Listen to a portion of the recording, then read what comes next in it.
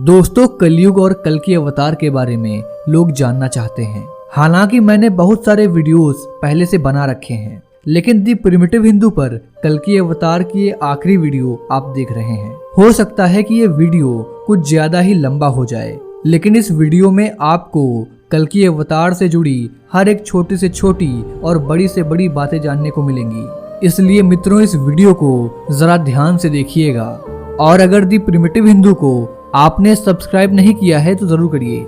मित्रों, ये तो हम सभी जानते हैं कि हिंदू पुराणों के अनुसार पीरियड्स यानी कि समय को 4 भागों में बांटा गया है और इसी कालखंड को सतयुग, त्रेता युग, द्वापर युग और कलयुग के नाम से जाना जाता है। हिंदू पुराणों के अनुसार ऐसा माना जाता है कि जब भी किसी कालखंड में उस समय के परिस्थिति मानकों के अनुसार धर्म का लोप होने लगता है तो भगवान श्रीहरि अवतरित होकर अधर्मियों का नाश करते हैं और फिर तीनों लोकों में धर्म की स्थापना करते हैं, जिसके बाद एक नए कालखंड यानी कि एक नए युग का आरंभ होता है। तो मित्रों, आइए मिलकर जानते हैं कि पुराणों के अनुसार सतयुग, त्रेता युग, द्वापर युग और कलयुग का आरंभ और अंत कैसे हुआ। वैसे तो हिंदू धर्म शास्त्रों के अनुसार इन चारों युगों का कई बार परिवर्तन हो चुका है, परंतु ऐसा माना जाता है कि सृष्टि के आरंभ में सबसे पहला कालखंड यानी कि युग सतयुग था। सतयुग की काल अवधि 4800 दिव्य वर्ष यानी कि 17,28,000 मानव वर्ष मानी जाती है। ऐसा माना जाता है कि इस युग में मनुष्यों की आयु 1 लाख वर्ष के करीब होती थी। साथ ही सतयुग में मनुष्यों की लंबाई भी आज की तुलना में काफी अधिक होती थी। इस युग में पाप की मात्रा 0 विश्वा यानी कि 0% थी, जबकि इस युग में पुण्य की मात्रा 0 विश्वा यानी कि 100% होती थी। लेकिन फिर भी इस युग में श्रीहरि ने मत्स्य, कूर्म, वराह और नरसिंह अवतार लिए थे। अब यहाँ पर ये सवाल उठता है कि जब सतयुग में पाप नहीं था तो फिर श्रीहरि ने इन रूपों में अवतार क्यों लिए।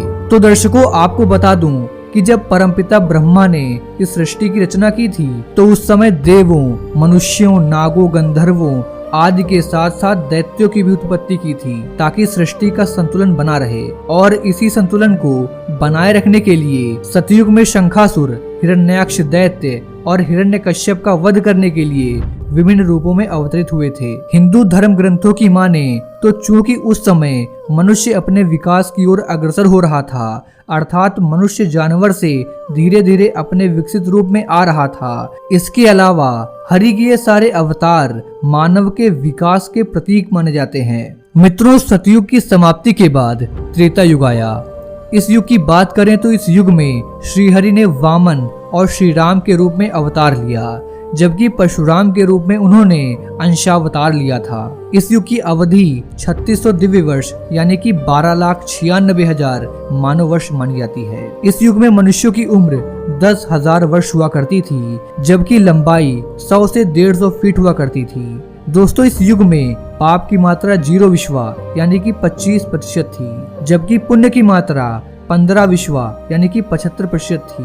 मित्रों, इसी युग में रावण, कुंभकर्ण, बाली, अहिरावण जैसे अत्याचारी राजा हुआ करते थे, जो अपने बल और अहंकार में आकर तीनों लोकों में प्राणियों पर अत्याचार करते थे, जिस कारणवश श्रीहरि प्रभु श्री राम इन अत्याचारियों के नाश के लिए धरती पर अवतरित हुए थे। इन अत्याचारियों के नाश के बाद फिर वह अयोध्या वापस चले आए और कई वर्षों तक वहां शासन किया। फिर देवी सती के पृथ्वी में समा जाने के बाद उन्होंने भी अपना देह त्याग कर दिया और ऐसा माना जाता है कि प्रभु श्री राम के देह त्यागने के बाद ही एक बार फिर से एक नए युग का सृजन हुआ था, जिसे द्वापर युग के नाम से जाना जाता है। मित्रों, द्वापर युग में श्रीहरि ने कृष्ण के रूप में जन्म लिया था। इस युग की काल अवधि 2400 दिव्य वर्ष अर्थात 8,64,000 मानव वर्ष माना जाता है। इस युग में मनुष्यों की आयु 1000 वर्ष हुआ करती थी। इस युग में पाप की मात्रा 50% हुआ करती थी। द्वापर युग को युद्धों का युग कहा जाता है। इस युग में धर्म का तेजी से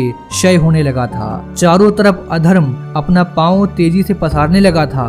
तब भगवान श्री कृष्ण ने पापियों का एक एक कर विनाश किया था। और जब महाभारत युद्ध के पश्चात सारे अधर्मियों का नाश हो गया था, तब युधिष्ठिर को हस्तिनापुर का राजा घोषित कर दिया गया। जिस समय युधिष्ठिर का राज तिलक हो रहा था, उसी समय गांधारी अपने सभी पुत्रों की मृत्यु का जिम्मेदार मानते हुए गांधारी ने भगवान श्री कृष्ण को श्राप देते हुए कहा था कि जिस तरह तुमने मेरे कुल का नाश किया उसी तरह तुम्हारे कुल का भी नाश होगा। मित्रों, उसके बाद पांडवों ने 36 साल तक हस्तिनापुर पर राज किया। फिर गांधारी के दिए हुए श्राप के कारण भगवान श्री कृष्ण की द्वारिका नगरी की स्थिति दिन ब दिन बिगड़ने लगी।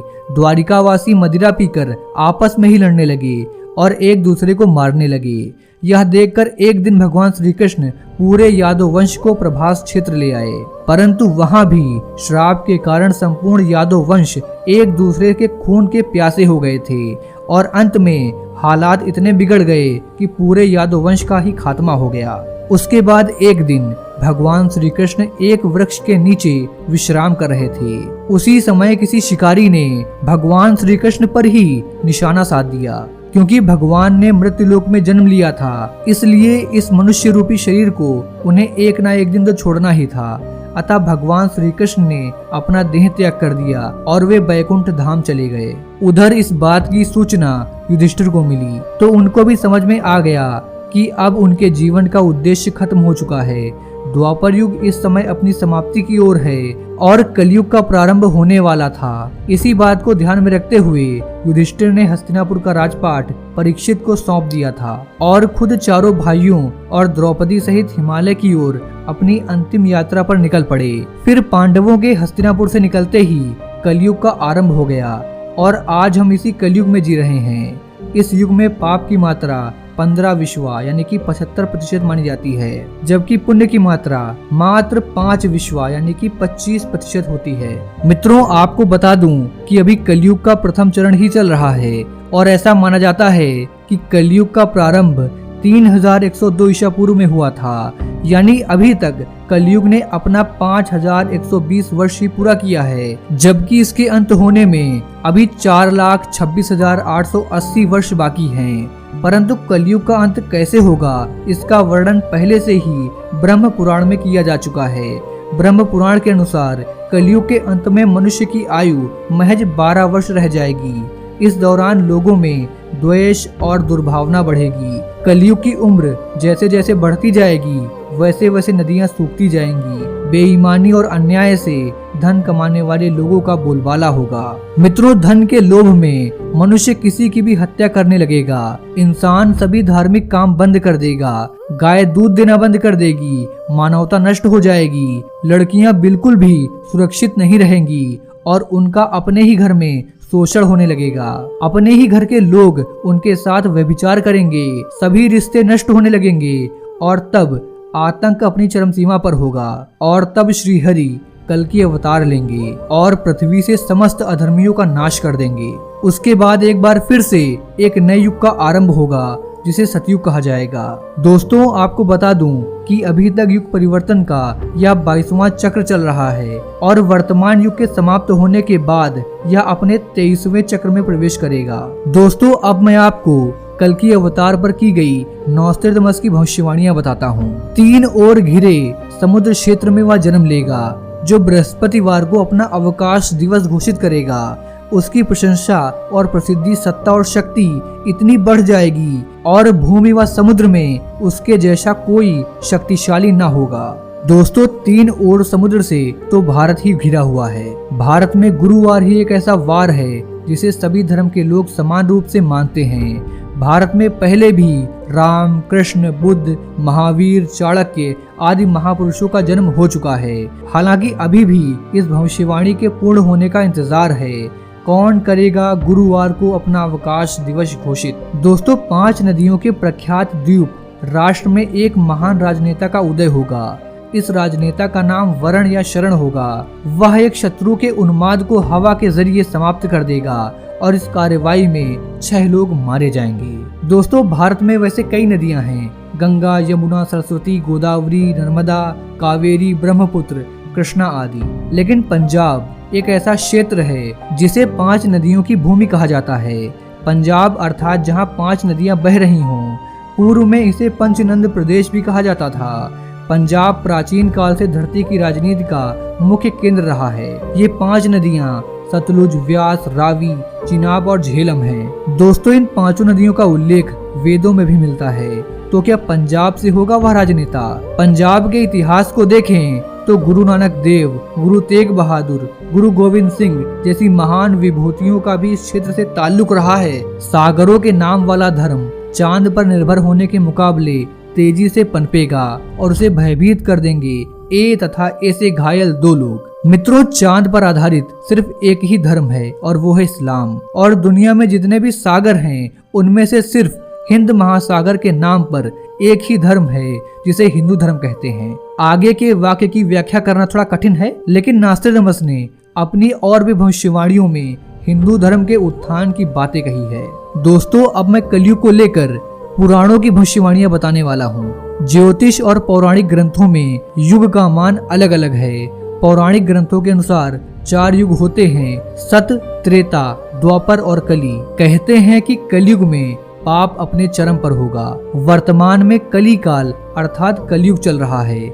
ग्रंथों में इस युग में क्या क्या होगा, क्या क्या घटित होगा, यह सब कुछ स्पष्ट रूप से लिखा हुआ है। और यह भी है कि इस युग में जब भी कभी प्रलय होगी तो सिर्फ हरि कीर्तन ही उस समय मनुष्य जाति को बचाएगा। दोस्तों, पुराणों में लिखा है कि जो व्यक्ति संगठन या समाज के विरुद्ध आचरण करेगा, भारत की सामाजिक और सांस्कृतिक एकता को खंडित करेगा, उसका आने वाले समय में समूल नाश हो जाएगा।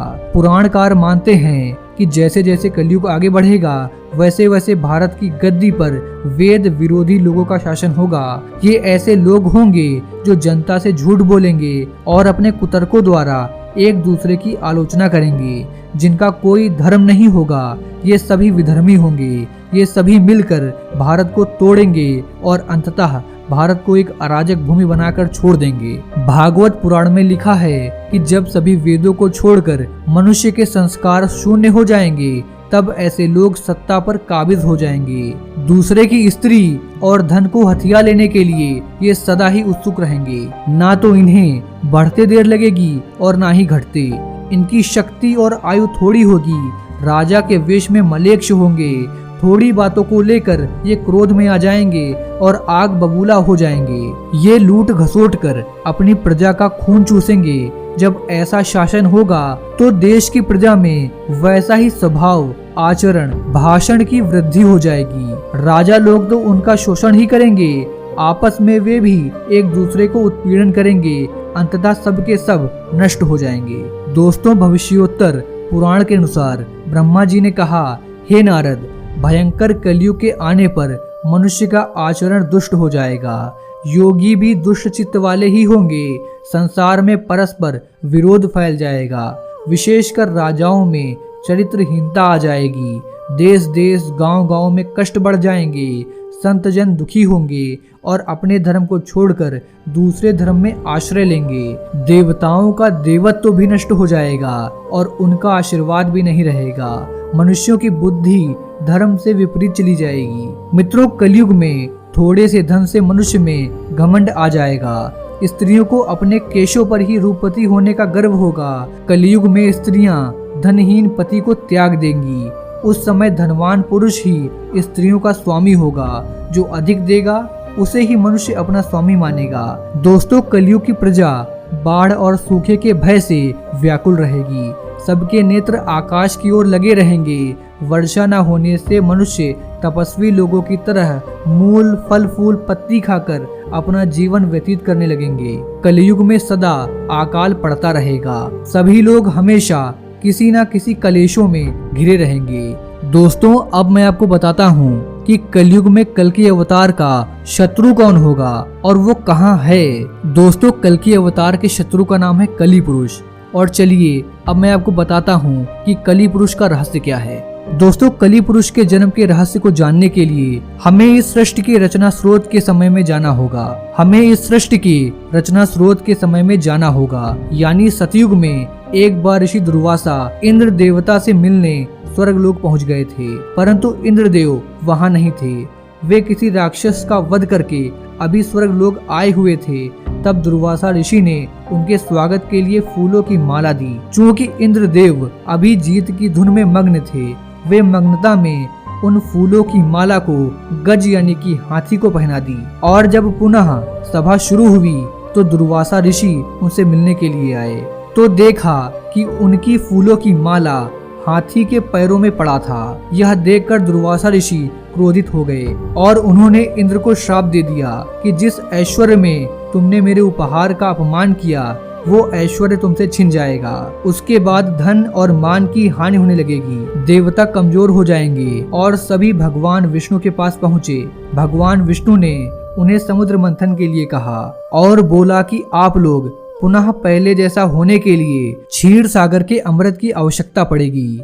चूंकि देवता भी कमजोर थे इसलिए इंद्रदेव ने असुरों के राजा बलि से समुद्र मंथन के लिए मदद मांगी। पहले तो राजा बलि ने देवताओं को मना कर दिया। वे जानते थे कि देवता असुरों के साथ छल करेंगे, परंतु शुक्राचार्य के कहने पर राजा बलि इस शर्त के लिए तैयार हो गए कि जो भी समुद्र मंथन में निकलेगा उसका बंटवारा आधा आधा होगा। तब मदरांजल पर्वत को गरुड़ देव ने अपनी चोंच में उठाकर क्षीर सागर में रखा और सर्पराज वासुकी को उसमें लपेटकर रस्से के रूप में प्रयोग किया गया। राक्षसगण वासुकी नाग के मुख की ओर और देवता पूंछ की ओर थे, परंतु मंथन हो नहीं पा रहा था क्योंकि मदरांचल पर्वत का आधार घूम नहीं रहा था। तब भगवान विष्णु ने कक्ष यानी कि कछुए का अवतार लेकर मदरांचल पर्वत को अपनी पीठ पर रखा। इस प्रकार मंथन की शुरुआत हुई। उसमें बहुत सारे कीमती आभूषण के साथ साथ हलाहल नामक तेज विष निकला। भगवान विष्णु को इस विष के बारे में पहले से ही पता था। वे देवताओं को इस बारे में पहले नहीं बताना चाहते थे क्योंकि वे जानते थे कि अगर उन्हें बता दिया तो वे विष के कारण देवता इस मंथन को करेंगे ही नहीं। इसलिए भगवान विष्णु ने उन्हें सिर्फ अमृत के बारे में बताया। अब चूंकि हलाहल विष निकल आया था और सभी इसके वेग से मूर्छित होने लगे, परंतु शर्त के अनुसार इसे आधा देवता और आधा असुरों को पीना था। परंतु दोनों में हलाहल विष के इस तेज को सहने की शक्ति नहीं थी। फिर भगवान भोलेनाथ ने भगवान विष्णु के कहने पर विष पान किया, परंतु इस विष के तेज से भोलेनाथ भी जलने लगे। तभी शक्ति रूपी देवी पार्वती ने उस विष को अपने हाथों से भोलेनाथ के गले में ही रोक दिया। इस विष के प्रभाव से भोलेनाथ का कंठ नीला पड़ गया और तब से भगवान भोलेनाथ का नाम नीलकंठ पड़ गया। परंतु इस क्रिया में विष की एक बूंद राक्षस कली के मुख में जा गिरी और कली का शरीर तो खत्म हो गया। और फिर आगे जब मंथन हुआ तो उसमें से कामधेनु गाय निकली जिसे ऋषियों ने रखा। उच्चेश्व अश्व को राजा बलि ने ग्रहण किया। ऐरावत हाथी को देवताओं के राजा इंद्र ने ग्रहण किया। कौस्तुभ मणि और शंख को भगवान विष्णु ने धारण किया। इसके बाद निकली संजीवनी बूटी। इसे पृथ्वी पर एक सुरक्षित स्थान पर रखा गया। ये वही संजीवनी बूटी है जिसे रामायण में लक्ष्मण को दिया गया था जब उनको मेघनाथ की बरछी लगी थी। और इसके बाद धन संपदा लेकर लक्ष्मी जी निकली। लक्ष्मी सभी देवता, ऋषि मुनि एवं राक्षस लक्ष्मी जी को रखना चाहते थे, लेकिन लक्ष्मी जी ने खुद विष्णु जी को ग्रहण कर लिया। चंद्रमा निकले तो भोलेनाथ ने ग्रहण किया। इसके बाद पारिजात वृक्ष और कल्प वृक्ष निकला जिसे स्वर्ग में स्थापित किया गया। फिर निकली रंभा जिसे स्वर्ग अप्सरा बना दिया गया। इसके बाद निकली वारुणी देवी यानी कि सूरा देवी यानी गॉडेस ऑफ एल्कोहल जिसे असुरों ने ले लिया। और अंत में भगवान धन्वंतरी अपने हाथों में अमृत कलश लेकर निकले। इसी अमृत की छीना छपत में कुछ बूंदे समंदर में जा गिरी जो उज्जैन, नासिक और इलाहाबाद में गिरा। और कहा जाता है कि हर 12 वर्ष बाद फिर से वो अमृत प्रकट होता है। उस वक्त स्नान करने से रोग दूर हो जाते हैं। और इसी अमृत की कुछ बूंदे कली पुरुष को मिल गईं, जिससे वो फिर से जीवित हो उठा, परंतु वो भौतिक स्वरूप में ना आ सका। अमृत के बंटवारे के लिए भगवान विष्णु ने मोहिनी रूप लिया और सारा अमृत देवताओं को पिला दिया। परंतु राहु और केतु 2 राक्षस देवताओं का रूप लेकर अमृत पी लिए थे, तो भगवान विष्णु ने उनका सर काट दिया। परंतु अमृत पीने के चलते वे अमर हो चुके थे, इसलिए राहु और केतु अभी भी पिंड यानी कि ग्रह रूप में जीवित हैं। दोस्तों, कली पुरुष अभी भौतिक स्वरूप में नहीं आया है, परंतु वो अपनी शक्तियों से इंसान पर काबू पा सकता है। और कलयुग के अंत में वो भौतिक स्वरूप में आ जाएगा। तब वो पाताल लोक से असुरी शक्तियों को आजाद करके इंसान पे राज करेगा। तब भगवान विष्णु का कल्कि अवतार होगा जो 64 गुणों से लिप्त होगा। माहिर योद्धा होंगे जो अब तक के सबसे शक्तिशाली राक्षस कली पुरुष से लड़ेंगे और इंसानों को उसके प्रभाव से मुक्त करेंगे। परंतु इस युद्ध में कली पुरुष की तरफ से इंसान लड़ेंगे, क्योंकि तब तक धर्म पूरी तरह से नष्ट हो जाएगा। इंसान भगवान को पहचान नहीं पाएंगे, परंतु अंत में सब ठीक हो जाएगा। तो मित्रों, ये था आज का वीडियो। इस वीडियो के बारे में आपकी जो भी राय हो नीचे कमेंट करके जरूर बताइएगा। मिलते हैं आपसे अगली वीडियो में एक नए टॉपिक के साथ।